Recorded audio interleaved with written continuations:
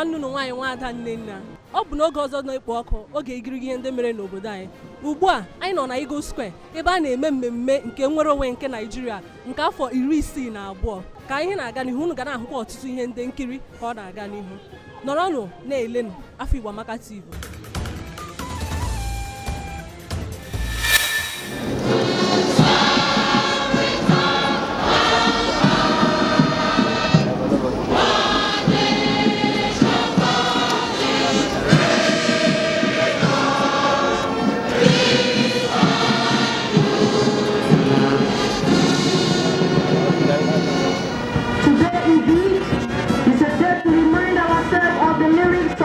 Of this beautiful song written by patriotic Nigerian as we celebrate our independence.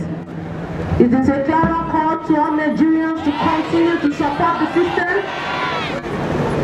and ensure we become a nation that is indivisible despite our heterogeneous disposition, and this can be achieved through living together as one.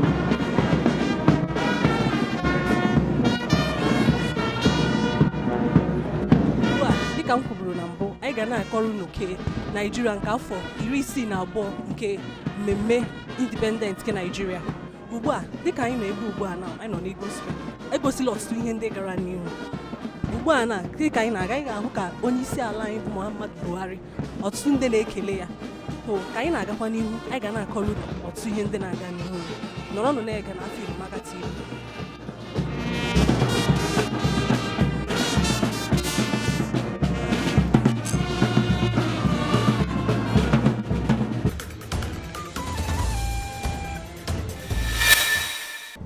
October 1st, so Independence Day, I dey happy.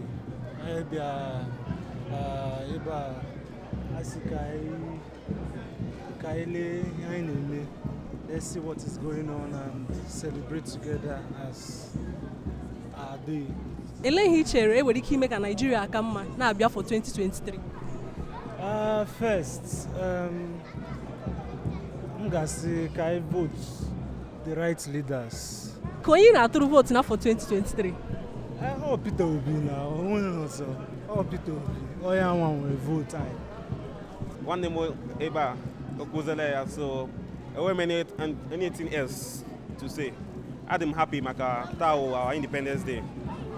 All show that Nigeria as one country and our independent unity, the united even in our differences. So obi na-atọ m ụtọ maka ya. Thank you.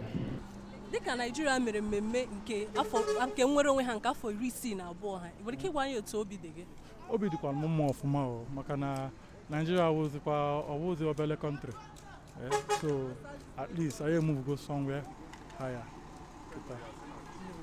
Dịka afọ 2023 na-abịa, anaghị onye ọzọ na-aga echi anyị.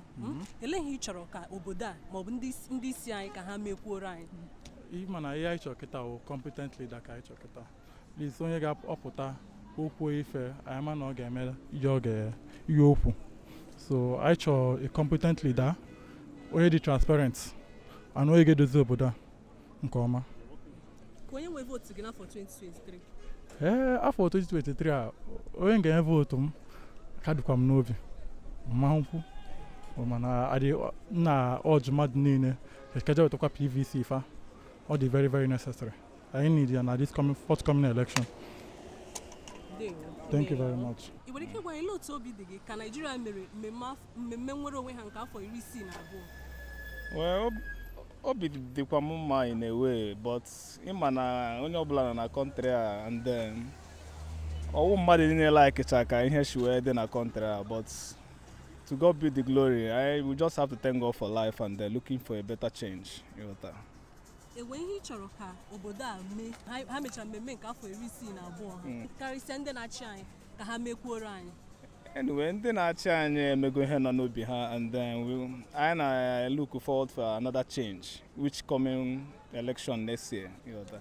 So, and then somebody like me, I'm very much optimistic that na change I can different than the past and the present. ruo eru afọ na-abịa abịa nke afọ 2023 ka onye nwe vootu gị ndị Igbo, this is the better opportunity anyị nwere igosi our potential in leadership ịghọta. So ebe ndị North achịgo na ndị Yoruba achịala, so ka anyị nwachịtụ ka afụtụ ihe dị iche ịghọta. Anyị ka nọkwa n'Eagle Square ebe anyị wetara unu ebe e mere mmemme nke nnwere onwe nke afọ 62 nke obodo anyị bụ Naịjirịa. Ọtụtụ ndị si na steeti dị iche iche bịara tinyere onye isi ala anyị bụ Muhammadu Buhari. Ugbu a anyị abịala na ihe njedebe nke mmemme a. Aka bụ nwanne unu nwaanyị Nwaada Nnenna.